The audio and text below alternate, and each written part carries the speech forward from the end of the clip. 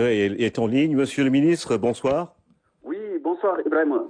Alors, une information a circulé un peu partout pour dire que le leader de PASTEF a été arrêté par les forces de défense et de sécurité. Est-ce bien le cas?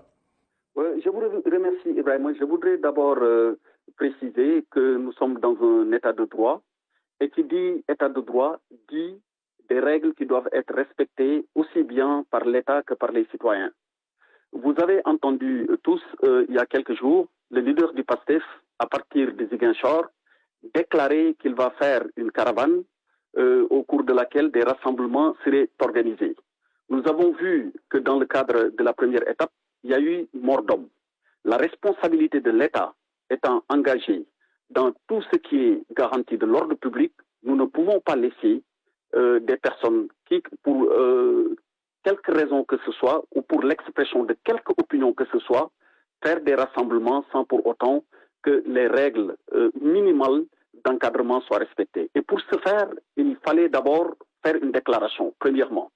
Deuxièmement, l'autorité administrative compétente doit vérifier si toutes les conditions d'une bonne organisation d'une manifestation sur la voie publique sont réunies et le cas échéant, l'autoriser. Et troisièmement, il faudrait, dans le cadre d'une enquête administrative, que le déclarant lui-même veille à ce qu'il n'y ait pas de trouble à l'ordre public.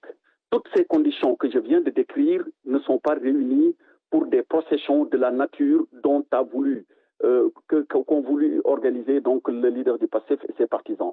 Pour toutes ces raisons, j'ai sorti hier un communiqué pour rappeler les règles qui gouvernent la matière. Malheureusement, on a vu que donc militants du PASTEF ou bien leurs leaders persistaient dans cette voie. Et on a vu les conséquences que cela a entraîné. Il y a eu mort d'homme à Kolda.